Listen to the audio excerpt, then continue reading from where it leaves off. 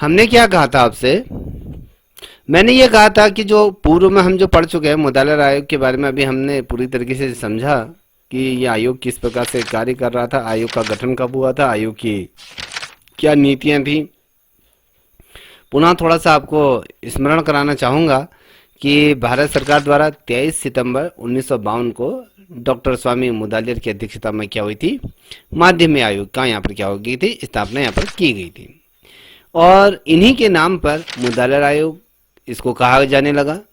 और इन्होंने जो माध्यमिक शिक्षा आयोग की जब हम बात करें तो इन्होंने कहा कि यहाँ पर जो पाठ्यक्रम में क्या होगा, विविधता होनी चाहिए।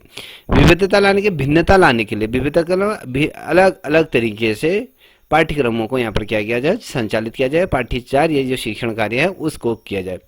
और इन्होंने कहा कि मध्य स्तरीय स्तर जोड़ने और तीसरी स्नातक पाठ्यक्रम भी यहाँ पर शुरू करने की यहाँ इच्छा जाहिर करी, या कहीं इसकी सिफारिश भी इनके द्वारा की गई। तो ये तो था ओवरऑल व्यू हमने जो अभी तक पढ़ा। तो अब हमने ये समझने की कोशिश करेंगे कि जो मुदालिर आयोग है, उस मुदालिर आयोग की जो माध्यमिक शिक्षा आयोग की जो संस्तुतियाँ थी, ये संस्तुति क्या थी? पहला तो था कि आपका 4 से 5 वर्ष की प्राइमरी शिक्षा होगी, दूसरी थी सेकेंडरी शिक्षा, इसको 2 भागों में होना चाहिए, इसमें कहा गया था। और वस्तुनिष्ठ ऑब्जेक्टिव प्रश्न की जब आप बात करते हैं, जो आज की तिथि में आप लोग जो परीक्षा देते हो वस्तुनिष्ठ प्रकार से, जिसे हम एमसीक्यू के आधार पर हम कहते थे, इस पद्धति को अपनाने की यहाँ पर क्या गई थी, जोर शोरों से यहाँ पर इसकी वकालत की गई थी। जो चौथा पॉइंट था, चौथा पॉइंट में क्या कहा गया था, इसमें कहा गया था कि जो संख्यात्मक अंक देने के बजाय हम यहाँ क्या करेंगे, यहाँ पर सांकेतिक अंक दिया जाएगा, जैसे कि ए प्लस, बी प्लस या सी ग्रेड या डी ग्रेड, जो भी इस प्रकार से दी जा रही थी, तो इसकी बात की गई थी।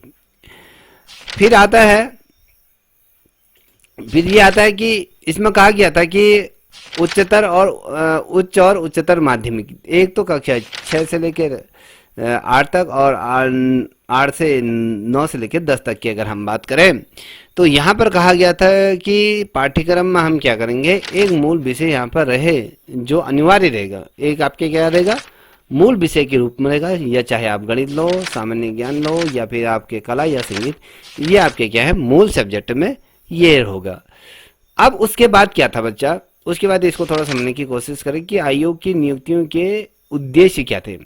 अब हमने आपको यहाँ पर मैंने ये बताया था कि आयोग के अगर हम बात करें तो यहाँ पर आयोग के जो सदस्यों की हमने संख्या बात करें, अध्यक्ष की बात करें, तो यहाँ पर अध्यक्ष एक अध्यक्ष के रूप में ये कार्य कर रहे थे डॉक्टर स्वामी मुदालिर करके, लक्ष्मण स्वामी मुदालिर। और ये 8 सदस्य संख्या था। यहाँ पर हमने कहा था कि आपको ये नोट कीजिएगा, यहाँ पर डॉक्टर SMS चारी ने क्या करे थे, यहाँ पर सहायक सचिव के रूप में यहाँ पर क्या किए थे, इस कार्यों का इन्होंने क्या किया था, निर्वाह, या कहें इन्होंने दायित्वों का निर्वाह किया था। और मैंने आपको ये भी बताया कि जो ये आयोग था, आयोग ने क्या करा था, 15 अध्यायों को इसमें विभाजित किया। जो माध्यमिक आयोग को कितने अध्याय में विभक्त किया गया, क्वेश्चन बनता है तो आपको बताना चाहिए 15 अध्यायों में इसको विभक्त किया गया। और इन 15 अध्यायों में 264 प्रश्नों की इन्होंने क्या करी थी, अपनी रिपोर्ट क्या करी थी भारत सरकार को। 29 जुलाई साल था 1993 का, वो नहीं 53 का वो साल था, तो सरकार के समक्ष ये प्रस्तुत किया गया। और सरकार के जिसमें इन्होंने प्रत्यावेदन या कहें सिफारिशें, जो शिक्षा संबंधित जो सिफारिशें दी, तो वो उनकी ये रखी गई। अब देखिए अलग अलग सिफारिशें इसमें दी गई थी। पहली जो सिफारिशें इसमें दी गई थी, देखिए क्या सिफारिशें थी, इसको ध्यान में नोट करिए कि बहुत ज़्यादा महत्वपूर्ण है। ये अगर आपको ये किताब लेनी हो, ये किताब अगर आपको मार्केट में मिल जाती, बहुत ही बेहतरीन ये किताब, मैं पुनः भी आपको ये दोहरा चुका हूँ। किताब का नाम है भारत में शिक्षा व्यवस्था का विकास। तो ये किताब देख लीजिए, ये इसके अंदर इस प्रकार से दिए हुए हैं, तो आपको मिल जाए तो बेहतर है, इससे अच्छी किताब है ही नहीं। देखिए हम जब कहते हैं कि इनकी जो सिफारिशें थी, इसने किया था वर्तमान शिक्षा प्रणाली के दोष, ठीक है। अब ये दोष क्या थे, वर्तमान समय की जो शिक्षा प्रणाली थी उसमें किस प्रकार से दोष सामने आए थे। इसमें ही कह रहा है कि माध्यमिक शिक्षा आयोग ने अपने जो प्रत्यावेदन जो कहे, जो सिफारिशें की थी, उसमें सर्वप्रथम जो माध्यमिक व्यवस्था में जो व्याप्त जो दोष हैं, जितने भी माध्यमिक शिक्षा के अंतर्गत जो भी दोष गुण जो भी हैं, उनको दूर करने पर यहाँ पर किया गया था, विचार किया गया था। और ये कोशिश की थी, जो ये माध्यमिक शिक्षा आयोग है, जो भी ये जिस प्रकार के दोषों से ग्रसित है, इन दोषों को कहीं ना कहीं दूर करने के लिए प्रयत्न किए जाएंगे। ये प्रयत्न किस प्रकार से किए देखिए, जो निम्नलिखित दोषों से ये ग्रसित, कौन कौन से दोष से ये ग्रसित था पहले देखिए। माध्यमिक शिक्षा जीवन से संबंधित नहीं बताएगी, तो ये दोष पहले था। यह परीक्षा केंद्रित है और इसके उद्देश्य अनिश्चित है। इसका कोई ये उद्देश्य क्या है अनिश्चित है, किसका कोई ये लेके नहीं चले कि हाँ यार इसका ये उद्देश्य इसको पाने से ये हो जाएगा, अनिश्चित है, किसी चीज का पता नहीं, कोई ना सुर है ना ताल है वाली बात होगी। तो इसमें ये थी। उसके बाद था आपका, इसमें पुस्तकों को आवश्यकता से अधिक महत्व प्रदान किया गया। देखिए पुस्तकों को आवश्यकता से अधिक महत्व प्रदान किया गया और इसमें क्या कहता है, इसमें प्रचलित पाठ्यक्रम दूषित है और विश्व की नवीनतम घटनाओं से छात्रों को अवगत नहीं कराया गया। हम तो ऐसी पद्धति को पढ़ रहे हैं जिसमें ना तूक है ना बंदिशें हैं, या कहें फिर ये जो ऐसा पाठ्यक्रम उस समय क्रियान्वित हो रहा था जो बहुत ज्यादा दूषित था। कहने के मतलब कि उस पाठ्यक्रम को पढ़ने से न कोई सफलता हासिल होनी थी, ना उसका कोई उद्देश्य था। वो किस उद्देश्य की प्राप्ति के लिए ये किया जा रहा था उसको पता नहीं। जो संसार भर में जो घटनाक्रम घट रहा है, छात्रों को उस घटनाक्रम से अवगत नहीं कराया जाता, वो उन घटनाक्रमों से वो छात्र वंचित थे। तो कहीं ना कहीं जब पाठ्यक्रम ऐसा होना चाहिए कि जो घटनाक्रम है, जो संसार भर में जो चीजें घट रही हैं, कम से कम उसका तो जिक्र बेसिकली एटलीस्ट इसमें होना चाहिए। तो यहाँ पर आप देख पा रहे होंगे, अगला जो था कि माध्यमिक विद्यालयों में अध्यापकों द्वारा अपनी शिक्षण पद्धतियों पुरानी और निरस्त परंपराओं पर आधारित थी। अब जो पहले की जो पद्धति रही थी तो उसी पद्धति में ही इनको पढ़ाया जा रहा था ना। टीचरों के अंतर्गत वो डेलिकेशन था ही नहीं बच्चों के प्रति कि यार बच्चों को हमने किसी उच्च स्तर तक पहुंचाना है, इनको ये करना है। उनके तरफ से था चलिए यार आए हैं स्कूल में, चलो बच्चे आ रखे हैं, चले कोई बात नहीं, एक स्कूल का फॉर्मेलिटी कर रहे थे। तो शिक्षा पद्धति उतनी शानदार नहीं थी, उनमें निरस्तता थी, क्षीणहीन दिन वाली जो हम बात करते हैं, तो उस टाइप की इसमें क्या थी शिक्षा पद्धति। बेसिकली इसमें काउंट ये रहा था। तो बेहतर शिक्षा के लिए क्या किया जाता, बेहतर शिक्षा के लिए तो शिक्षक को अपना 100% देना होता है ना, तो वो चीज तो इसमें कर नहीं पा रहे थे। जब वो कर नहीं पा रहे थे तो इसमें निरस्ता आ रही थी। तो कहीं ना कहीं जो पद्धति थी शिक्षा की वो परंपरागत तरीके से जो पुरानी थी उसमें था। अब यह छात्रों को उनके गुणों और विकास करने में अक्षम थी और एक स्वतंत्र प्रजातंत्र देश की ओर को होने की चाहिए। अब ये कह रहा है कि जो शिक्षा दी जा रही है वो विकासात्मक है ही नहीं, उसका बौद्धिक कुछ क्षमता है ही नहीं, या कहें उसके में अगर वो जो शिक्षा दी जा रही है वो शिक्षा असहाय है, वो बैसाखी पर आधारित वो शिक्षा थी जो स्वतंत्र रूप से जो प्रजातंत्र देश के युवाओं में होने चाहिए। तो ये इस प्रकार से ये थी। अब देखिए विद्यालयों में छात्र और अध्यापक का अनुपात अत्यंत ही वैज्ञानिक ये ज्ञान मात्र ये था कि सही तरीके से अनुपात था ही नहीं। शिक्षकों की संख्या अधिक हो रही है या फिर छात्र कम हो रहे हैं, छात्रों की संख्या अधिक हो रही है, शिक्षकों का हुआ। ये जो दोस्त थे ना बहुत ज्यादा गंभीर ये थे दोस्त। इन्हीं दोषों को दूर करने के लिए माध्यमिक शिक्षा आयोग का क्या किया गठन किया।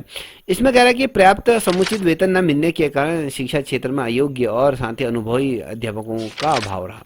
देखिए जब क्वालिटी हम जब कहते हैं ना क्वालिटी आनी चाहिए शिक्षा के अंतर्गत, वो क्वालिटी नहीं थी। इसीलिए जो केंद्रीय सलाहकार बोर्ड था ना उसने इस चीज का स्मरण करा कि यार हम तो प्राथमिक स्तर पे और ये माध्यमिक स्तर पे या कहीं उच्च शिक्षा पे हम फोकस कहाँ रखना चाहिए। हमने पहले तो जो सिफारिश गई थी हमने तो किस पे करी थी, हमने तो उच्च शिक्षा पे करी थी। उच्च शिक्षा के जिस समय 1948 में उच्च शिक्षा की वकालत की थी उसी समय ये केंद्रीय सलाहकार बोर्ड ने इस चीज का भी स्मरण कर लिया था कि जो खामियां हैं उच्च माध्यमिक शिक्षा के अंतर्गत उसमें भी हमें इन कमियों को या जो दोष हैं इन दोषों को भी कहीं ना कहीं हमें इसे दुरुस्त करना चाहिए। तो उसी साल इस पे विचार किया गया था मगर उसमें चीजें सही तरीके से क्रियान्वित नहीं हो सकी, इस चीज पर बल नहीं दिया गया। तो बेसिकली उसके 3 साल बाद पुनः इस चीज की जो नीड आवश्यकता ये समझी गई, पुनः केंद्रीय सलाहकार बोर्ड द्वारा सरकार के सामने ये सुझाव रखा कि भैया माध्यमिक शिक्षा आयोग का भी गठन करना चाहिए, जो इसके अंतर्गत जो गुण जो दोष हैं इन दोषों को या जो नकारात्मक चीजें हैं उनको दूर करना चाहिए। बेसिकली अगर हम इस चीज को भी ज्यादा फोकस रखें ना बच्चों कि जब हम कहते हैं कि माध्यमिक शिक्षा आयोग क्या एक सफल आयोग रहा, कतई नहीं रहा, ये विफल आयोग रहा। क्योंकि जब कोठारी आयोग आया, क्रांतिकारी ये कदम था कि कोठारी आयोग बहुत बेहतरीन ये रहा। क्योंकि कोठारी आयोग ने अगर हम देखें तो उसने किसी एक शिक्षा को बेसिकली महत्व नहीं दिया, उसने शिक्षा के तमाम अंगों को या कहें उसके आकार या उसके ढांचे को बदलाव किया। उसने उसके जो जिन चीज़ों पे हमें साराधिक रूप में फोकस रखना था, उन क्षेत्रों पे साराधिक जो कोठारी कमीशन था, कोठारी जी ने इस पे बहुत ज़्यादा फोकस रखा। इन्होंने, अगर हम बात करें, मैंने इससे पूर्व मैंने आपसे ये भी कहा था कि इस आयोग को, जो कोठारी आयोग था, हमने जो पढ़ा तो उसमें ये भी हमने समझा था कि कितने लोगों को हमने उस समय प्रत्यावेदन या लोगों के बीच हमने ये संवाद कहा, चाहे वो सामान्य लोग हों या किसान वर्ग हो या फिर व्यापारी वर्ग हो या फिर उच्च वर्ग हो या कहें देश के अलग अलग क्षेत्रों में हमने क्या करा, अलग अलग यहाँ पर उसके माध्यमिक शिक्षा जो हम कह रहे हैं कि कोठारी आयोग की अगर हम बात करें तो उन्होंने यहाँ पर उसका प्रचार प्रसार करने के लिए लोगों के बीच क्या करते, प्रत्यावेदन भेजे थे। कितने लोगों के बीच प्रत्यावेदन भेजे थे, चलिए बताइए, अगर आपको स्मरण आ रहा हो तो बताइए, कितने लोगों के बीच हमने इसको प्रत्यावेदन भेजा था? सर 1000 लोगों को। हमने 1000 लोगों को तो बेटा, हमने 1000 लोगों को हमने तो राधा कृष्णन आयोग में भेजे थे, जिसमें से 600 के आसपास वो उनके रिप्लाई आए थे। मैं बात करूँ, मैंने आपको कोठारी आयोग पढ़ा है, तो कोठारी आयोग का मुझे बता दीजिए।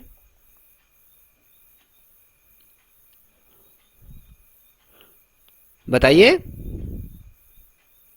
कितना भेजा था हमने?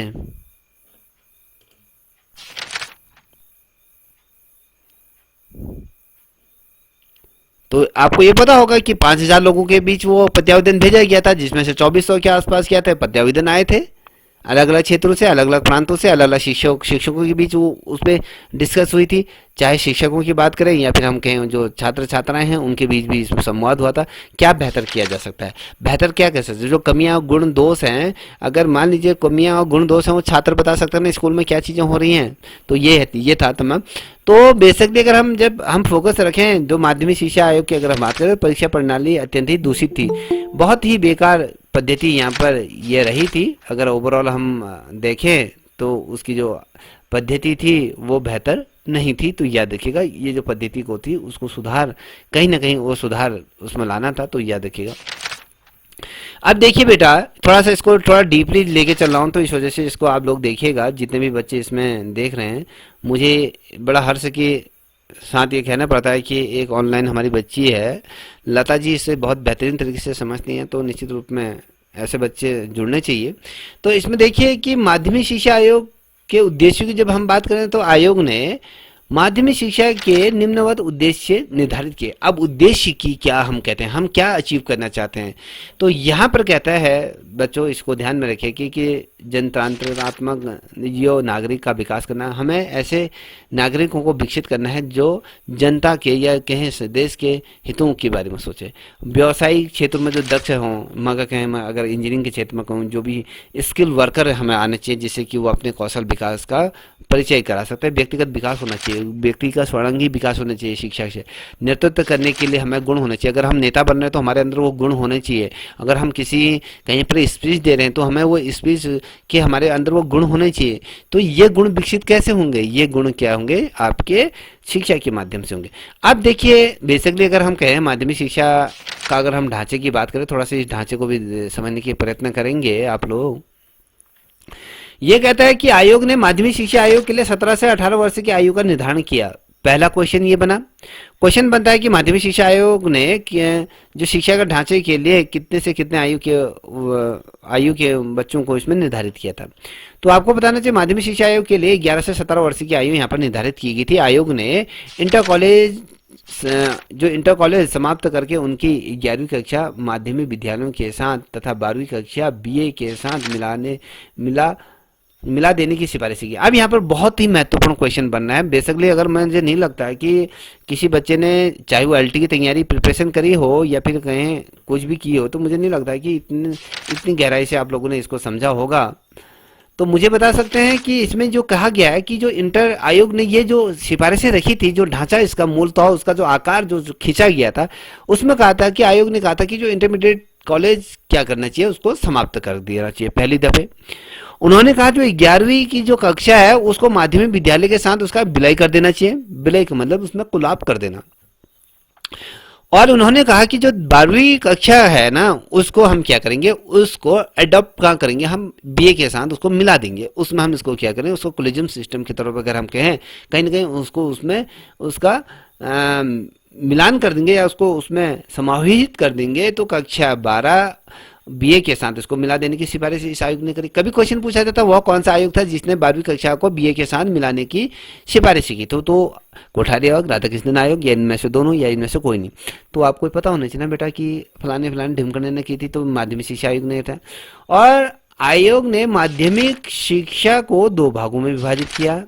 क्वेश्चन ये बना, तो कितने भागों में विभाजित किया, तो 2 भागों में। पहला भाग देखिए, जूनियर माध्यमिक शिक्षा जो 3 वर्ष की होगी और उच्चतर माध्यमिक जो आपके 4 वर्ष की होगी। तो कितने भागों में बोला मैंने बेटा, बताइए कितने भागों में विभाजित करने की बात की गई थी?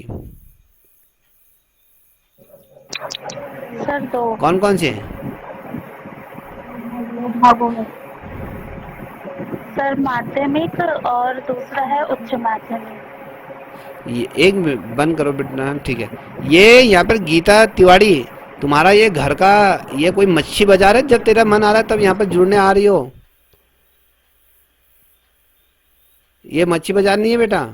पढ़ना है तो सिंसियरली यहाँ पर जुड़े रहो, अन्यथा कोई मेरे पे ना एहसान करे ना इन बच्चों पे एहसान करे। जो बच्चे पढ़ रहे हैं उनको भी डिस्टर्बमेंट कर, तुम लोग निकालोगे। सर इसमें तो उसका नोटिफिकेशन ना मैंने अभी देखा, तो मुझे पता नहीं था कि एग्जैक्टली कौन से टाइम पे आ रहा है करके। चलिए कोई नहीं। देखिए हमने कहा कि बेटा इसमें जो जूनियर माध्यमिक शिक्षा की अगर हम जब बात करते हैं, हमने आयोग ने इसको 2 भागों में विभाजित।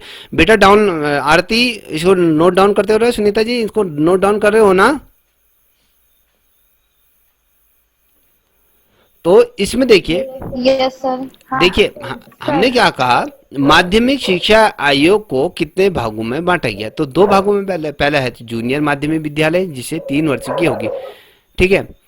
दूसरा है उच्चतर माध्यमिक शिक्षा जो आपकी 4 साल की होगी। तो ये कॉन्सेप्ट आपके क्लियर हो। माइक बंद करो बेटा, आपकी डॉगी की आवाज आ रही। तो आयोग ने व्यावसायिक कॉलेज स्थापित करने की भी यहाँ पर क्या क्या सिफारिश है। व्यावसायिक कॉलेज क्या होंगे, जहाँ पर हम अपने आगे वाले जीवन को कहीं ना कहीं अपने स्किल से हम प्रशिक्षण ले सकते हैं। चाहे मैं आईटीआई की बात करूँ, चाहे इंजीनियरिंग की बात करूँ, जो ऐसे जो होते हैं जो व्यवसायी होते हैं, जहाँ पर हम उस कोर्स को करने के पश्चात हम आगे अपने जीवन का भरण पोषण कर सकते हैं। तो ऐसे चीज़ों को हम क्या कहते हैं, व्यावसायिक कॉलेजों की स्थापना की। आप व्यावसायिक कॉलेज के क्षेत्र में क्या है, आईआईटी जैसे कॉलेज होते हैं, पॉलिटेक्निक जैसे कॉलेज होते हैं, बीटेक जैसे कॉलेज होते हैं। तो ये क्या होते हैं, आपके व्यवसायिक कॉलेजों की स्थापना करने की इसने सिफारिश की थी। इसमें उच्चतर माध्यमिक परीक्षा देखिए, उच्चतर माध्यमिक किसे कहते हैं? उच्चतर माध्यमिक शिक्षा कहां से कहां तक होती है बेटा, कोई बताएगा? ठीक है। अब हम अगर कहें उच्चतर माध्यमिक होता है कक्षा 6 से लेकर 8 तक के बच्चे जो होते हैं, फिर माध्यमिक फिर आता है, तो याद रखिएगा। तो ये परीक्षा और 1 वर्षीय पूर्व जो विश्वविद्यालय परीक्षा यहाँ उत्तीर्ण करने के बाद क्या हो रहा है, प्रवेश की व्यवस्था यहाँ पर होनी चाहिए। तो यहाँ पर याद रखिए क्लास 12 है 11 और ये जो बात हुई थी, तो 1 वर्ष पूर्व विश्वविद्यालय में परीक्षा उत्तीर्ण के पश्चात इसमें ये मिलेगा व्यवसायिक कॉलेजों में, हम ये बात करें। तो फिर आता है पे कि करिकुलम की जब हम बात करते हैं तो पाठ्यक्रम की बात करें। आयोग ने क्या कहा कि लचीले पाठ्यक्रम का समर्थन करा कि भैया हमारा जो पाठ्यक्रम ऐसा होना चाहिए ना कि देखिए, अगर आपने एलटी की प्रिपरेशन अगर शानदार तरीके से करी है, जितने भी बच्चे इसे देखेंगे वो चीज़ इस पर बेसिकली ध्यान रखिएगा। अगर आपने सही तरीके से अगर आपने अध्ययन किया है तो आने वाले जो प्रश्नों की जो श्रृंखला होगी उसमें आप अच्छा प्रदर्शन कर पाओगे।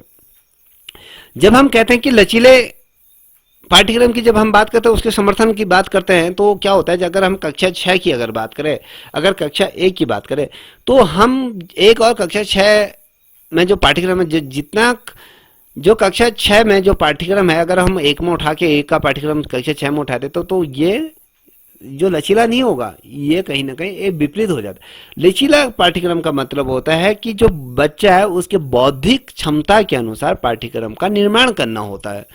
मान लीजिए कक्षा 6 का जो बच्चा है उसको कक्षा 8 या उससे हाई लेवल का क्या कर सकता है, उसको हम पाठ्यक्रम नहीं दे सकते। उसकी जो बौद्धिक क्षमता है, उसके बौद्धिक क्षमता से सरल थोड़ा सा हम उसके डाउन क्या करते हैं, आपके पाठ्यक्रम का निर्धारण करते हैं, जिसे हम लचीला कहते हैं। उसने एक ऐसे पाठ्यक्रम की सिफारिश की जो छात्रों की अभिरुचि और आवश्यकताओं के जीवन से संबंधित क्या होते हैं, ये संबंधी बच्चा ऐसे पाठ्यक्रम को पढ़ना बहुत ज़्यादा रुचिवर समझता है जिसमें उसको आनंद की अनुभूति होती है, पढ़ने में मजा आए, ठीक है, और उससे जीवन संबंधी जो शैलियाँ उनका विकास होगा, और पाठ्यक्रम केवल सैद्धांतिक ज्ञान ही प्रदान करे तथा उसमें योग्य बना दे और अपने अवकाश के समय वह उसका सदुपयोग कर सकते हैं। मान लीजिए जब अगर छुट्टियां पड़ गई तो बच्चे अपना स्वयं भी उसको पढ़ सकता है, ये नहीं कि टीचर पे ही वो निर्भर है। आप पाठ्यक्रम अगर हम कठोर बना देंगे या हार्ड बना देंगे तो बच्चा स्वयं पढ़ नहीं सकता है, उसको टीचर की आवश्यकता ही पड़ेगी, तो पाठ्यक्रम उसके बौद्धिक स्तर से नीचे बनाया जाता है, याद रखिएगा। अब पाठ्यक्रम का विषय वेरी मोस्ट इम्पोर्टेंट है। तो पाठ्यक्रम के विषय की अगर हम बात करते हैं तो आयोग ने जूनियर हाई स्कूल के लिए भाषाई सामाजिक शिक्षा देखिए के लिए भाषाई जैसे सामाजिक शिक्षा, सामाजिक विज्ञान, गणित, शिल्प, कला, हमने पूर्व में मैंने यहाँ पर आपको स्पष्ट तौर पे आपको दिखाया था कि मैंने यहाँ पर क्या किया था, गणित जैसे सब्जेक्ट के बारे में बात करती, सामान्य अध्ययन की बात करती, कला की बात करती, और ये जो शिल्प कला के अंतर्गत आ जाती है, संगीत की यहाँ पर हमने चर्चा करी थी, ठीक है। और साथ ही अगर हम कहें तो शारीरिक शिक्षा विषयों की भी यहाँ पर सिफारिश की गई थी, तो शारीरिक शिक्षा की भी यहाँ पर क्या की थी, वकालत की गई थी। किसके द्वारा वकालत की गई थी, तो माध्यमिक शिक्षा आयोग ने ये सुझाव दिए थे। अब देखिए थोड़ा सा इसको थोड़ा सा कंप्लीट कर देता हूँ। तो यहाँ पर माध्यमिक विद्यालयों के लिए आयोग ने 7 समूह बनाए। अब यहाँ पर बेटा क्वेश्चन बनता है, क्वेश्चन आपके सामने पुटअप कराऊं कि माध्यमिक शिक्षा आयोग ने माध्यमिक विद्यालयों के लिए कितने आयोगों के समूह बनाए थे। ये आयोग ने कितने समूह बनाए थे, तो आपको पता होना चाहिए आयोग ने 7 समूह बनाए थे। 7 समूह में पहला समूह नोट डाउन करते हुए चलेगा। मानव विज्ञान था पहला समूह, दूसरा समूह था आपका विज्ञान, तीसरा था औद्योगिक विषय थे, चौथा था आपका वाणिज्य, और पांचवा था कृषि, और छठा आपका ललित कलाएं थी, और सातवां आपके गृह विज्ञान। तो ये मानव जीवन की आवश्यकताओं की परिपूर्ति करती हैं। तो ये जो माध्यमिक विद्यालय थे, विद्यालयों ने आयोग से 7 समूह बनाए गए, तो मैंने आपको क्रमशः बता दिए। इनमें से कोई ऐसा एक समूह लेना होगा जिसके लिए अतिरिक्त भाषा, सामान्य विज्ञान, सामाजिक विज्ञान या शिल्प विषयों में सभी छात्रों को अनिवार्य पढ़ने होंगे। देखिए अगर हम कहें सर एक भाषा को छोड़ दें तो सामान्य ज्ञान सभी के लिए बच्चों के, सामान्य अध्ययन सभी के लिए, तो और शिल्प विषय जाता है सभी विषयों के लिए अनिवार्य रूप से पढ़ेंगे, तो यहाँ पर यह कहा गया था। अब थोड़ा सा इधर आते हैं, यहाँ पर देखिए कि आयोग की जो नियुक्ति थी या उसके हम अगर बात करेंगे तो यहाँ पर आप देख पा रहे होंगे थोड़ा सा उसको और गहराई से। तो भारत की तत्कालीन जो माध्यमिक शिक्षा की स्थिति का अध्ययन कर उस पर प्रकाश डालना था। तो पहले उनका मूल्यांकन, उनका पता करना था। दूसरा था आपको माध्यमिक शिक्षा के उद्देश्य, गठन और विषय। हम माध्यमिक शिक्षा आयोग का गठन करें तो उसकी जो उद्देश्य है, किस उद्देश्य के लिए हम इसे बना रहे हैं, इसका उद्देश्य क्या है, इसको बनाने का मतलब क्या है, तो ये था। तीसरा पॉइंट था कि विभिन्न प्रकार के माध्यमिक विद्यालयों की पारंपरिक संबंध कि जो अलग अलग विद्यालय है, माध्यमिक स्तर के जो विद्यालय, उन पर परस्पर संबंध किस प्रकार के, उनके बीच कोऑर्डिनेशन कितना है, तो उसका व्यापक मूल्यांकन करना। और माध्यमिक शिक्षा का प्राथमिक जो शिक्षा है और बेसिक शिक्षा और उच्च शिक्षा का संबंध किस प्रकार से है, इन संबंधों का भी कहीं ना कहीं आख्या प्रस्तुत की गई। जो पांचवा है कि यहाँ पर कह रहा है कि माध्यमिक शिक्षा से संबंधित समस्याएं और अन्य जो भी हैं वो चीजें इसमें दी जाएगी। अब देखिए यहाँ पर आप देख पा रहे हो कि हम इसका विस्तार अगर आप कहोगे तो विस्तार से इसको हमने पूरा ओवरऑल हम तो इसको देख चुके हैं कि स्वतंत्रता पश्चात के बाद भारतीयों के हृदय में देश की शीघ्रता से जो प्रगति के पथ पर चले असीम उत्साह ये हमारे देश में था। जब आज़ाद हुआ देश तो देश के अंदर एक क्यूरियोसिटी आई कि भैया हमारा देश शिक्षा के क्षेत्र में भी बहुत ज़्यादा उन्नति करे, और हर कोई देश आगे बढ़ने के लिए असीम उत्साह उसके अंदर होता है। तो देश के स्वतंत्रता संग्राम के नेताओं ने देश के चौमुखी विकास के लिए बड़े बड़े जो स्वप्न सजोए थे, हर कोई जो उस समय राजनेता था, जब भारत आज़ाद हो उन्होंने कहा यार भारत तो आज़ाद हो गया, तो हमारे सपना ये है हम भारत को इस कंडीशन में पहुंचा देंगे, फलाना कर देंगे, ढिमकाना कर देंगे।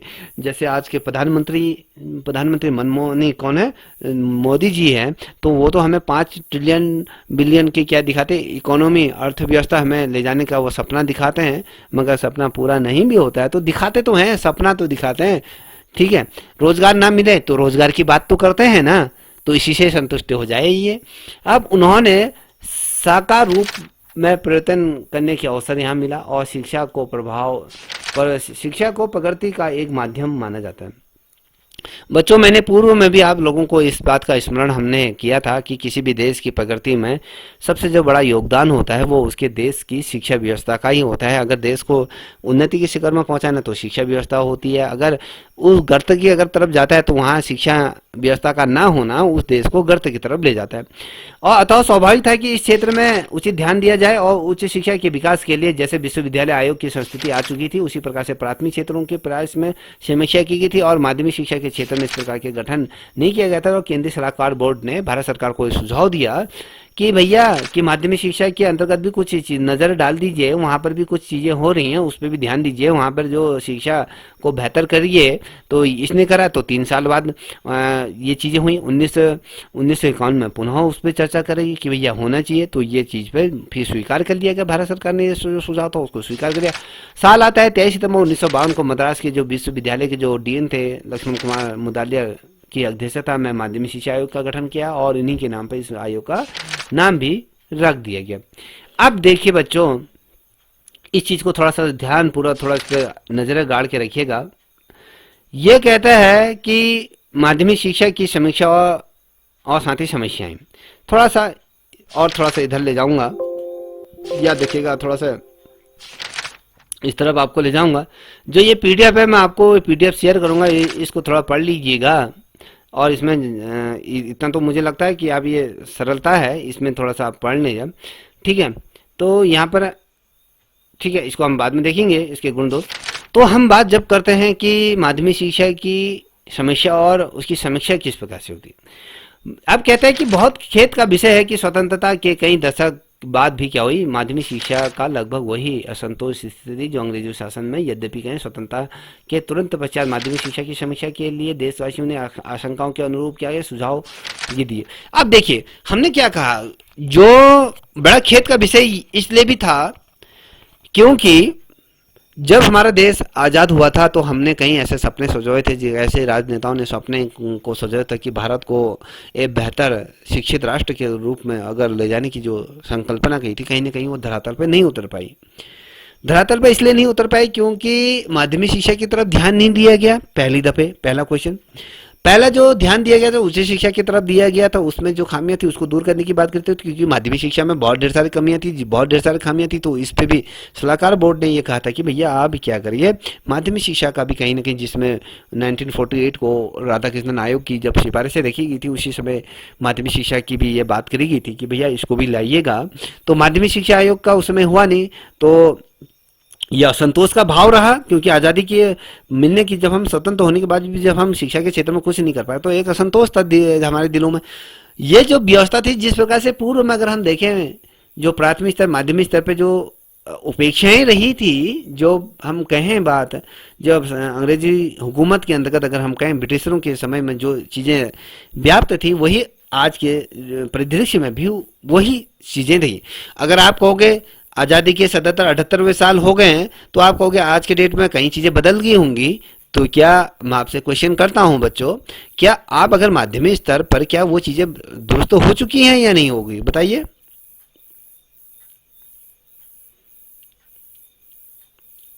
बताओ। तो मेरे बच्चे तो ऐसे हैं कि आप लोगों ने तो ये ठान के रखिए हम तो उत्तर देंगे नहीं, हम तो बोलेंगे नहीं, तुम चाहे कितना भी गला फाड़ लो, हम तो देंगे नहीं, तो कोई बात नहीं मत दो, तो हम गला फाड़ते हैं अपना। तो याद रखो कि इसलिए क्योंकि आज की परिदृश्य में भी देखोगे तो हमारे जो माध्यमिक शिक्षा है उसमें भी वही स्थिति है जो पूर्व में थी। कहीं सुधार होने चाहिए थे मगर हो नहीं रहे। तो आज जिस रफ्तार से अगर हम कहें, जिस प्रकार से सरकारी स्कूलों पर ताला लटक रहे हैं वो दिन दूर नहीं है, वो 10 साल का ये वो दायरा दूर नहीं है जिस दिन सारे सरकारी स्कूल बंद होंगे, निजी स्कूलों को ही ज़्यादा श्रेय दिया जा रहा है। तो सरकारी स्कूलों को बचाना आम जनता का एक दायित्व है, मगर वो अपने दायित्वों से मुंह फेर चुकी है। ठीक है, अब यहाँ पर आप देखोगे कि माध्यमिक शिक्षा आयोग का जो गठन रहा वो था 1952 से 1953 में गठन किया गया था। आयोग ने सुधार की संबंधी बड़े सुझाव दिए। उसके पश्चात जो था, आपको पता है कि कोठारी कमीशन आया था 1964 से 66 के मध्य में। शिक्षा आयोग ने सुधार के लिए कई ऐसे उपाय बताए। साल आता है 1968 आता है। 1968 में क्या हुआ था, जो एनईपी की हम बात करते हैं, एनईपी हम लाए थे, एनईपी 69 लाए थे, फिर 86 लाए थे, फिर हम उसमें संशोधन लेके आए थे, 1992 लेके आए, फिर उसके बाद 34 ईयर के अंतराल में हम एनईपी को लेके आए। तो कहीं ना कहीं ये चीज़ें रही। जब हम बात करते हैं कि जब नई शिक्षा बनी, उसके अनुसार हमने देखा कि 10+2 की पद्धति को अपनाया गया, जो 1975 से प्रारंभ हुई। मुझे ये क्वेश्चन आपको बताने में बड़ा ही हर्ष महसूस हो रहा है कि ये प्रश्न आपके बनते हैं। कई दफ़े चाहे यूपी, टीजीटी, पीजीटी या कहीं पर भी उसे यूपीएससी में कई दफ़े क्वेश्चन पूछा गया है कि 10+2 की जो पद्धति थी, इसका आरंभ किस वर्ष से हुआ। तो बच्चे कहते हैं 1968 में शिक्षा नीति के आधार पर हुआ।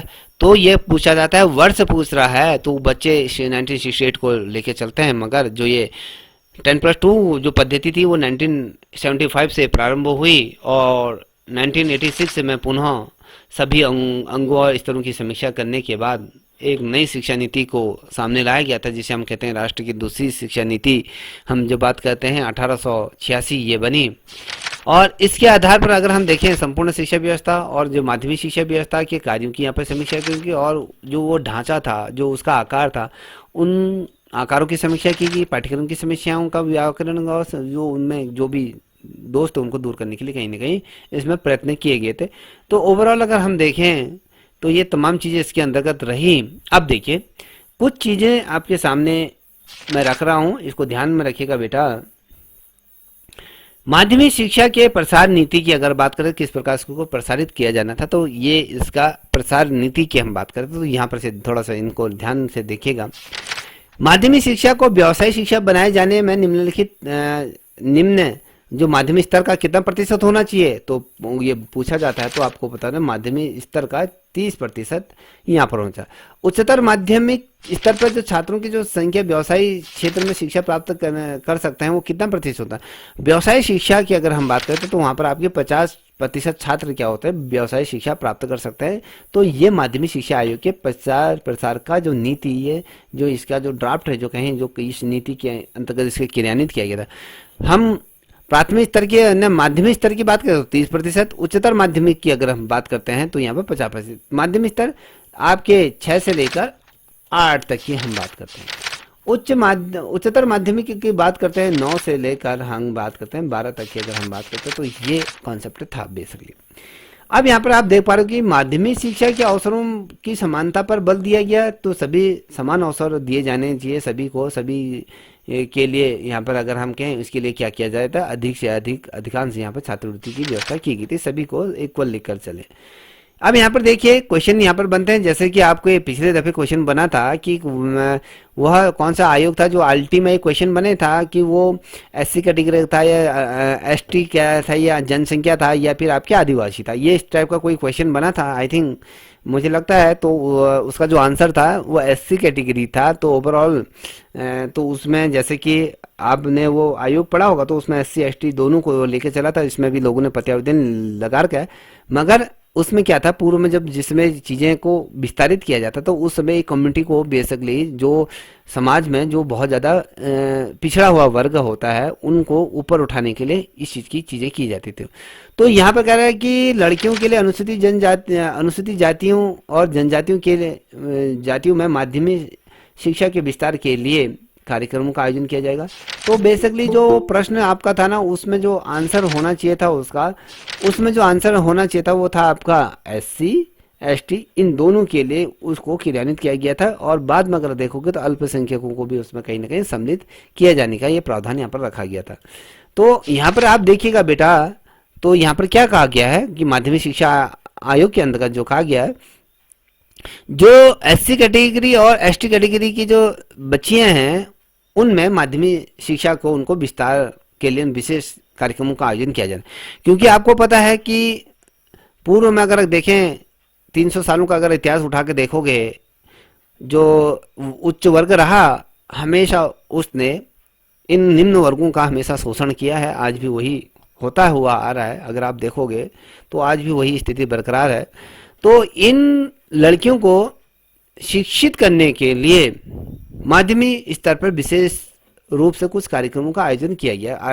कार्यक्रम का जब आयोजन किया गया तो इन बच्चियों को कहीं ना कहीं मुख्य धारा में लाने का प्रयास किया जाता है।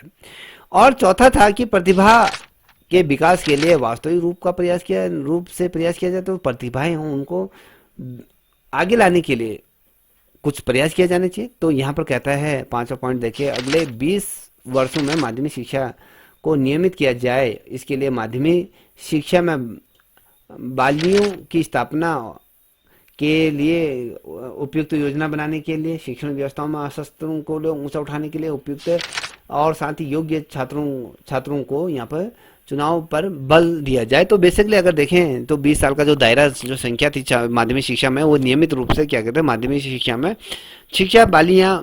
बालियों को बालिकाओं को बेसिकली उनको स्थापित करने के लिए योजनाओं को क्रियान्वित किया जाता था। उनमें जो शिक्षा के अंतर्गत जो शैक्षणिक जो अशस्त्र थे उनको कहीं ना कहीं वो जो स्तर था उसको ऊंचा उठाने के लिए बात किया जाता, और योग्य जो छात्रों की अगर हम छात्रों के चुनाव पर भी बल दिया गया। तो याद रखिएगा। और यहाँ पर देखिए बच्चों, 6वां नंबर कह रहा है कि प्रत्येक जिले में माध्यमिक शिक्षा के विस्तार के लिए योजना बनाए और 10 वर्ष की अवधि के रूप में उसको पूरा किया जाए। तो प्रत्येक जनपद की कहें या जो जिले के अंतर्गत जो भी है माध्यमिक स्तर पर, उस पर विस्तार योजनाएं बनानी चाहिए। कम से कम 10 वर्ष की अवधि के लिए ये कार्यों को किया जाए, ये कहा गया है। तो अगर कोई जनपद है उसमें माध्यमिक शिक्षा के अंतर्गत कोई क्रियान्वित कार्य कर रहा है तो कम से कम 10 साल का जो टाइम पीरियड था, कम से कम इतना तो उसको अपनी अवधि पर कार्य किया जाना चाहिए। तो ये कहा गया है। और यहाँ पर देखिए ये कह रहा है समस्त नए विद्यालयों द्वारा अवकाश जो शिक्षा को प्रोत्साहित या को क्या गया पूर्ण रूप से प्रचलित और विद्यालयों में का स्तर, बेसिकली जो नए विद्यालय बन रहे हैं उनकी जो आवश्यकता है शिक्षा के क्षेत्र के अंदर जो भी उसमें चीज़ें उनको दिए जानी चाहिए, जो अपनी शिक्षा व्यवस्था को जो प्रचलित रूप से क्रियान्वित कर सकते हैं। तो उससे क्या होगा, जो हमारा शिक्षा का स्तर है, जो बौद्धिक स्तर कहीं ना कहीं उठने की यहाँ पर बात की गई। अब माध्यमिक विद्यालयों में योग्य छात्रों का चुनाव किया जाए, तो ये इसके अंतर्गत था। और 9वां पॉइंट था कि स्कूलों में विज्ञान को सुदृढ़ बनाए, विज्ञान के क्षेत्र में भी बल दिया जाए, तो ये कहा गया था। और 10वें नंबर का देखिए कि केंद्र सरकार द्वारा माध्यमिक विद्यालयों को क्या व्यवसाय बनाने के लिए राज्य सरकार का अनुदान दिया जाए। जैसे कि 50% अगर राज्य सरकार दे रही तो 50% आपकी केंद्र सरकार, या फिर कहें 80% अगर केंद्र सरकार दे रही तो 20% क्या होगी, राज्य सरकार इसमें अपना कंट्रीब्यूशन देगी।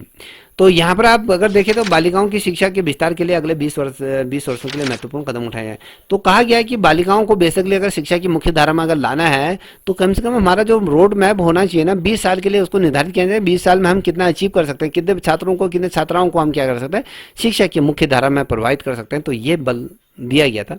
और 12वें नंबर का पॉइंट है कि बालिकाओं के लिए जहाँ पर मांग हो पृथक विद्यालयों की स्थापना पर बल दिया गया। देखिए, और आवासों की भी सुविधा की जाए। अगर बालिकाओं के लिए अगर दूरस्थ क्षेत्रों में अगर बालिकाओं के लिए अगर दूर हो रहा है विद्यालय, तो अगर उनकी अगर संख्या अगर वहाँ पर प्रबल है तो वहाँ पर क्या होगा, बालिका विद्यालयों की स्थापना की जाए। जैसे कस्तूरबा गांधी विद्यालयों की अगर हम बात करें तो वहाँ पर जो छात्राओं को क्या था, छात्रावास का भी और भोजन का भी व्यवस्था प्रबंध यहाँ पर किया जाए, जिससे कि बेसिकली ये कॉन्सेप्ट क्यों आए। अगर हम कहीं कस्तूरबा गांधी लाए या कोई भी एक्सरसाइज जो भी हम नवोदय विद्यालय लाए, जितने भी हम चीज़ें लाते हैं तो हम कहीं ना कहीं शिक्षा के स्तर को ऊंचा उठाने के लिए बेहतर से बेहतर प्रयास करते हैं। अगर एनईपी 2020 भी आया है तो उसमें भी कहीं ना कहीं शिक्षा के स्तर को ऊंचा उठाने की बात करिए। ओवरऑल हमारा तो दुर्भाग्य यह है कि जो हमारे, अगर मैं कल एक रिपोर्ट पढ़ रहा था तो उसमें जैसे बंगाल हो गया, बिहार हो गया, अन्य उड़ीसा हो गया, तो जो केंद्र सरकार क्या कर रही है, इन सरकारी विद्यालयों को खत्म करना चाह रही। तो केंद्र सरकार क्या करी, देखिए उसमें बेसिकली अगर हम देखें तो ये सरकार कभी नहीं चाहती है कि लोग पढ़ें, जो सरकार का बेसिकली जो मोटो है वो कभी नहीं चाहती कि जो उनकी जो पहली जो रूढ़िवादी जो सोच थी आज भी वो बरकरार है। जो अगर आप प्राथमिक स्तर पे अगर देखोगे, जितने भी अगर शहरों के बच्चों को अगर देखो तो प्राथमिक स्तर पे कौन बच्चा पढ़ता है? अगर जो गरीबों के बच्चे पढ़ते हैं, बेसिकली जो सार्वजनिक रूप में जो उनमें जो छात्र संख्या जो प्रबल रूप से होती है वो क्या होती है, या चाहे एससी कैटेगरी के हो या फिर एसटी कैटेगरी को या आदिवासी छात्राएं होती है, तो कुछ ऐसे ईडब्ल्यूएस के जो छात्र होते हैं वो है। तो वो सरकार कभी नहीं चाहती है कि ये लोग पढ़ लिख कर ऊपर उठे, इनका स्तर ऊंचा उठे और ये हमारे सामने बराबरी के तौर पर बैठे हैं, क्योंकि 300 सालों तक जो दबा के रखा तो वो नहीं चाहते कि ये हमारे साथ इक्वलिटी के साथ खड़े हों। तो आज इसीलिए उन विद्यालयों को बंद किया जाता है।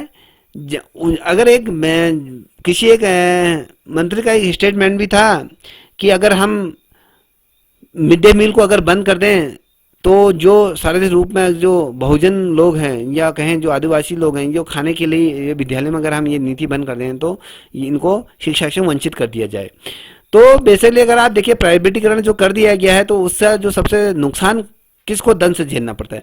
जो मध्यम वर्ग का जो थोड़ा सा पैसा वाला है तो अपने बच्चे को क्या कर देगा, जो प्राइवेट कॉलेज में कर देगा, और जो निम्न या गरीबी रेखा से जो नीचे हैं, जो बहुजन हैं या कहीं जो आदिवासी हैं, जो एसटी कैटेगरी के हैं, जो अल्पसंख्यक हैं, कहीं ना कहीं उनको शिक्षा के से पृथक करा जाना। जबकि हम कॉन्सेप्ट हमारा जो लाते हैं कि अनिवार्य शिक्षा, सभी को समान शिक्षा, सिर्फ ये नारे अच्छे लगते हैं। आपने देखा होगा बेटी पढ़ाओ बेटी बचाओ आंदोलन, जो ये स्लोगन है या जो कॉन्सेप्ट है, तो वो तो जो हम देखते हैं सुनने में अच्छा लगता है, मगर जब हमारे सामने देहरादून जैसी जो बच्ची के साथ जो घटनाक्रम घटता है, चाहे वो मुंबई में हो या चाहे फिर जो हमारी बहन थी जो कोलकाता में, उसके साथ जिस प्रकार से घटनाक्रम होते हैं, तो स्लोगन अच्छे लगते हैं मगर धरातल पे वो चीज़ें नहीं आती हैं, तो कहीं ना कहीं विविधता रहती है। तो ये चीज़ें कही गई थी कि भैया 20 साल का एक ऐसा दायरा रख दिया जाए, ऐसा रोड मैप रख दिया जाए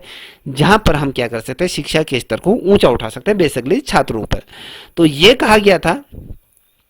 अब देखिए माध्यमिक शिक्षा के व्यवसायीकरण की आवश्यकता, आधुनिक औद्योगिक समाज की आवश्यकता और आकांक्षाओं की पूर्ति करने के लिए भावी नागरिकों को तनु स्वरूप उत्पादन उन्मूलक शिक्षा प्रदान करने के लिए केवल आवश्यक है। देखिए आज की हमारी जो मांग क्या है, हम कहते हैं कि आज हमें आधुनिक होना चाहिए। क्यों?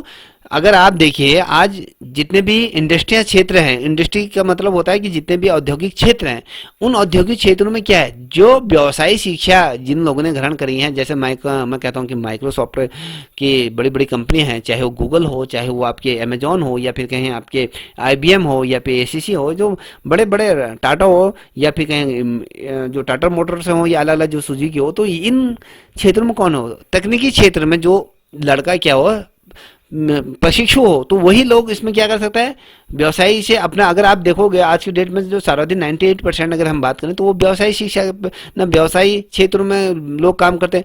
जो अगर मैं कहूँ जो 2% तो कुल आपकी सरकारी जॉब है, 98% तो आपकी क्या है औद्योगिक क्षेत्रों में व्यवसायिक शिक्षा पे सारा रूप में, ठीक है। तो इस पे सारा आज की डेट में हमारे अगर हम कहें, चाहे वो वैज्ञानिक क्षेत्र में हो या अंतरिक्ष के क्षेत्र में कहें या मेडिकल के क्षेत्र में कहें या औद्योगिक क्षेत्र में कहें, तो किसी क्षेत्र में भी आज हम कहें कृषि क्षेत्र के जब हम बात करते हैं तो वहाँ पर भी औद्योगिकरण हमें देखने को मिलता है, ठीक है। तो ये किसी देश की क्या है आज बहुत ज़्यादा मांग है।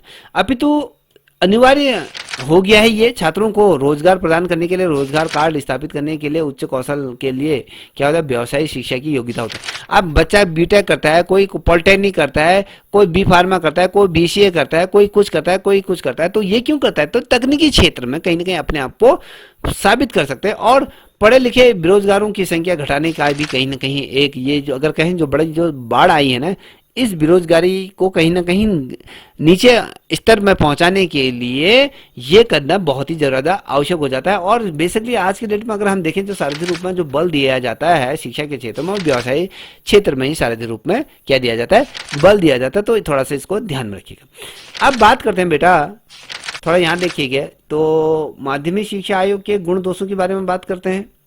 तो यहाँ पर आयोग के गुणों की बात करेंगे तो विद्वान जितने भी शिक्षाविद रहे हैं या फिर जो भी विद्वान हैं उन्होंने अपने अपनी तर्क दिए हैं शिक्षा के क्षेत्र में कुछ गुणों की बात करते हैं।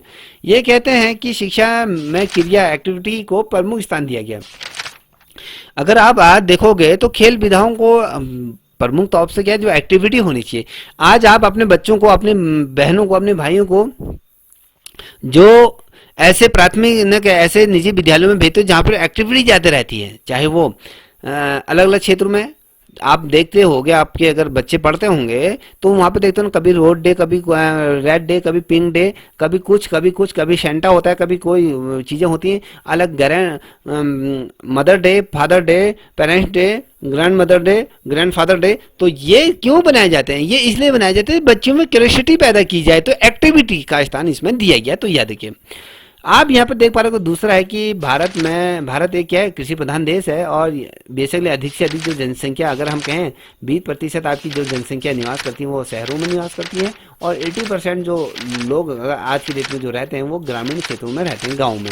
तो ग्रामीण विद्यालयों में कृषि शिक्षा को आवश्यक बनाने का सुझाव दिया है। तो कहा गया है कि भैया जो ग्रामीण क्षेत्रों के जो विद्यालय वहाँ पर कृषि से संबंधित चीज़ों को यहाँ पर दिया जाए, शिक्षा को यहाँ पर दिया जाए। पहले क्या होता था, किसी सब्जेक्ट होता था, अगर आप लोगों को याद हो, अगर आपने कभी देखा होगा कि पहले प्रत्येक विद्यालयों में कृषि सब्जेक्ट होता था। कृषि किस प्रकार से की जाती है, किस तरीके से की जाती है, तो आज बहुत ही गिने चुने विद्यालयों में ही वो है, तो आज वो घटा दिया जाता है, पहले ये था। और शिक्षा के संदर्भ में नवीन दृष्टिकोण को अपनाते हुए पुनर्गठन उनके अगर कहें उनका निर्माण के सुझाव दिए जाते हैं, और माध्यमिक शिक्षा के उद्देश्यों की चर्चा करेंगे, और अत्यंत ही ऐसे प्रशासनिक कार्य ये आयोग करेगा। बेसिकली ये आयोग उतना सफल रहा नहीं, तो आयोग के पाठ्यक्रम की विविधता पर बल दिया, और छात्रों की रुचियों के अनुरूप क्या होना चाहिए आपका पाठ्यक्रम होना चाहिए, और यह बड़ा सुझाव था और क्रांतिकारी भी इसे कहा जाता है। कभी क्वेश्चन पूछा जाता है कि माध्यमिक शिक्षा आयोग का वह कौन सा सुझाव था जो सबसे ज़्यादा क्रांतिकारी था, कि उसमें जो था कि पाठ्यक्रम को विविधता लाना, और उसमें क्रांतिकारी ये महत्वपूर्ण ये रहा था, जो छात्रों के मनोरंजन के आधार पर, कहें उसकी क्यूरियोसिटी के आधार पर, कहें उसकी रुचि के आधार पर होनी चाहिए। और जो अध्यापक है, अध्यापकों को वेतन संबंधी जो उनकी दोष और कमियां हैं उनको दूर करें, और पाठ्यक्रम की अगर हम बात करते हैं तो पुस्तकीय ज्ञान के साथ साथ सहगामी क्रियाओं का भी उपयुक्त यहाँ पर बल दिया जाना चाहिए। और विद्यार्थियों की अनुशासनहीनता के दोषों को दूर करने के लिए उसके चरित्र का निर्माण किया जाए। जब चरित्र का बच्चे का निर्माण हो गया तो अनुशासन खुद पे खुद आ जाता है। और आयोग ने माध्यमिक शिक्षा प्रणाली के दोषों से मुक्त करने के लिए बाह्य शिक्षा प्रणाली को भी क्या करा, उसको जोड़ा, और आंतरिक परीक्षा के साथ साथ छात्रों को वर्षभर प्रगति के संबंध में आलेखों के देखिए। आपने पढ़ा होगा कि जैसे शिक्षा की जब हम बात करते हैं तो वो क्या कहते हैं कि जैसे आप माध्यमिक शिक्षा की अगर बात करो तो कहते हैं कि जो शिक्षा होनी चाहिए वो चार दीवारी के अंतर्गत नहीं होते, उसको कक्षा के साथ भी जोड़ना चाहिए और बाहरी दुनिया के साथ भी जोड़ना चाहिए, तो वो कक्षा यह होता है। तो इसमें आत्मनिर्भर बनाना है, और औद्योगिक रूप में टेक्निकल विद्यालयों को खोलने की यहाँ पर सुझाव दिए गए। तो ये थे इसके गुण थे। अगर हम दोषों की अगर बात करते हैं, दोष क्या थे, हम इसमें आयोग ने कई ऐसी बातों की अभिव्यक्ति करी जिसमें सुझाव से पहले ही आयोग दे चुका था, कि सुझाव से पहले उनके जो चीज़ें थी आयोग कह चुका था कि ये चीज़ हमने की। आयोग ने सुझाव बहुत जल्दी में दिए, और अत्यधिक माध्यमिक शिक्षा आयोग की समस्याओं को बारीकी से नहीं समझ पाए, कि जल्दी से वो इसकी खाना पूर्ति कर दिया। अध्यापकों की आर्थिक और सामाजिक दिशा सुधारने में कोई बात नहीं की, कि आयोग ने इसको गठन तो कर दिया, ये आयोग क्यों विफल हुआ। आप चीजें बना रहे हो मगर जो अध्यापक जो पढ़ा रहा है भैया तुमने उस पर कॉन्सेंट्रेट नहीं रखा, उसकी आर्थिक स्थिति कैसे उन्नत हो और वो उसकी वेतन विसंगतियों को दूर नहीं करा, तो जल्दीबाजी में आपने वो कर दिया, उसको बराबरी का नहीं करा। और यहाँ पर ये था कि महिला शिक्षा से संबंधित कोई सुझाव न देकर उसे उपेक्षित कर दिया, कि महिलाओं को हाशिए की दृष्टि में रख दिया। अब यार आप महिलाओं को कहाँ से छोड़ सकते हो, जब हम समान शिक्षा की बात करते हैं सभी को लेकर चलने वाले, तो यहाँ पर ये इसका लो फॉल रहा। पांचवा रहा कि आयोग के सदस्य आंग्ल भाषा के मोह नहीं छोड़ सके, आंग्ल भाषा का मोह, इंग्लिश भाषा की मोह नहीं छोड़ सके। हम कहते हैं कि हमारा राष्ट्र आज संस्कृत, हम कहते हैं हिंदी राष्ट्र खाक है, हम तो जो विदेशी भाषा को ही अपना रहे हैं, हम तो हिंदी भाषा को कहीं ला ही नहीं रहे। अगर कहीं पर मैंने पूर्व में भी इस चीज़ का जिक्र किया, अगर जो हमारा जो वार्षिक बजट जारी होता है तो वो इंग्लिश में टप टप टप टप टप इंग्लिश में वो निर्मला सीतारमण बोलती रहती है। आधे हमारे देश की 1% लोगों को इंग्लिश बोलनी आती होगी और लोगों को बेवकूफ़ की तरह कुछ समझ, वो कह रहे होंगे यार बजट जारी कर रहा है, चलो जो भी टीचर लोग होंगे, जो भी सरकारी जॉब वाले होंगे, यार मुझे जो आय कर में छूट मिलती होगी वही वो समझ नहीं। अगर वो हिंदी में बजट सुना दे, अगर हिंदी में बजट जारी हो जाए तो देश में उथल पुथल हो जाएगी। लोगों को समझ में आ जाएगा कि ये क्या कह रही है, कितने हमारे लिए आम गरीब के लिए है, या ये बजट किसके लिए है, उद्योगपति के लिए है, किसके लिए। अब इंग्लिश में आए नहीं, वो हमें टकटकी ही नहीं गाँव से। अगर हम बजट सुने तो हमें भी नहीं आएगा वो क्या बोल रही। तो हमने तो आंग्ल भाषा का मोह नहीं छोड़ सका, पहली लो फॉल यारा। मातृभाषा प्रादेशिक भाषा और हिंदी के साथ अंग्रेजी को भी अनिवार्य रूप से छात्रों को थोपना और उसको उचित नहीं था कि भैया तुम हिंदी भी पढ़ो, तुम अंग्रेजी भी थोप दी। तो वो सबसे लो फॉल। उससे क्या हुआ, जो बच्चा था, बच्चे के दिमाग में एक बोझ हो जाता है। आज की डेट में हमारे जो विद्यालय है ना बच्चों, जिसमें आप एक भावी शिक्षक बन के जब विद्यालयों में जाओगे आप लोग, तो वहाँ पर आप देखोगे कुछ बच्चों को हिंदी पढ़नी नहीं आती ही है, और यहाँ तक कि इंग्लिश तो बहुत दूर की बात है। बच्चे क्या करते हैं, हाई स्कूल में जब जैसे जाते हैं तो इंग्लिश विषय छोड़ देते हैं, संस्कृत ले लेते हैं, चलो यार हम फेल नहीं होंगे। तो अमूमन अगर देखा जाए, अप्रॉक्स अगर मैं बात करूँ, आज हमारे विद्यालय में भी हम जो इंग्लिश पढ़ने वालों की संख्या कम है, संस्कृत पढ़ने वालों की संख्या ज़्यादा है, क्योंकि वो जो चीज़ें थोप दी गई है ना, तो ये उसका स्वाद रहा, या ये तमाम चीजें। अब विद्यालयों में प्रबंधन समितियों को गड़बड़ करती हैं, अपने मन माने के कार्य करते हैं, जो चीज होनी चाहिए वो चीज नहीं करे, तो उनका निस्तारण नहीं हुआ, उनसे संबंधित कोई सुझाव नहीं दिए गए, तो ये इसका लो फॉल रहा। और अब हम बढ़ रहे हैं अंतिम चीजों की। अब ये संस्तुतियों का अगर हम बात करें तो ये संस्तुतियां मूल्यांकन किस प्रकार से किया जाए। आयोग देखिए, भारतीय शिक्षा के क्षेत्र में गठित किए गए आयोग में मुदालिर आयोग सबसे अधिक वास्तविक और व्यवहारिक था, और माध्यमिक शिक्षा के सिद्धांतों को जो था पहलुओं को इसने विचार किया। बेसिकली अगर देखें तो उतना ये शानदार नहीं है। सारांश की अगर बात करें तो सर्वप्रथम उच्च शिक्षा को ध्यान में देते हुए उसके पश्चात माध्यमिक शिक्षा आयोग का गठन किया गया है। तो ये आपको हमने पूरा बता दिया। ओवरऑल मैं जब ये आपको ये शेयर करूंगा तो उसमें इसको पढ़ लीजिएगा। देखिए क्वेश्चन क्या बनते हैं, अगर क्वेश्चन बनते हैं कि पाठ्यक्रम के विषय में आयोग का क्या कथन था, शिक्षा का ढांचा कैसा होना चाहिए, माध्यमिक शिक्षा अगर शिक्षा का ढांचा और माध्यम कैसा होना चाहिए। अगर मुझे अब ये बता दीजिए, अब यहाँ पर आपने उत्तर देख लिया होगा ना, ये देख लिया, हाँ या ना? हेलो, मेरी आवाज आ रही है? हाँ जी सर बोलिए। इसका उत्तर दो तो मुझे, इसका उत्तर दो। ये जो है छात्रों के श्रम की व्यवस्था को बचाने के लिए आयोग क्या क्या सुझाव था, बताओ तो। इसमें से क्या हो सकता है?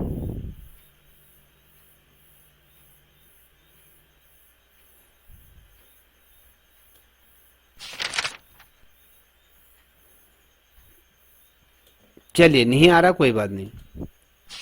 तो बेसिकली ये तुम्हारा क्या था आपका, जैसे हमने कहा कि ये कोठारी सॉरी मुदालिर आयोग की जब हमने बात करी, थोड़ा सा यहाँ पर भी देख लीजिएगा, थोड़ा सा कुछ और लास्ट टाइम पे कुछ और चीज़ बता देता हूँ, क्योंकि आज का हमारा मुदालिर आयोग ये संपन्न हो रहा है। मैंने आपको यहाँ पर इनके सदस्यों के नाम भी बताए, कितने लोगों को इनको वो तमाम चीज़ें हुई थी और किस प्रकार से नियुक्तियाँ हुई थी, हमने ये बात करी। ठीक है, पत्यावेदन किस प्रकार से दिए थे, हमने इस पर भी बात करी। और इसमें 29 अगस्त 1953 को भारत सरकार को प्रेषित किया, 244 प्रश्नों का था दस्तावेज। और इसमें उपकरणों की बात करें तो यहाँ पर 16 ये उपकरणों पर प्रकाश डाला गया था, तो याद रखिएगा 14।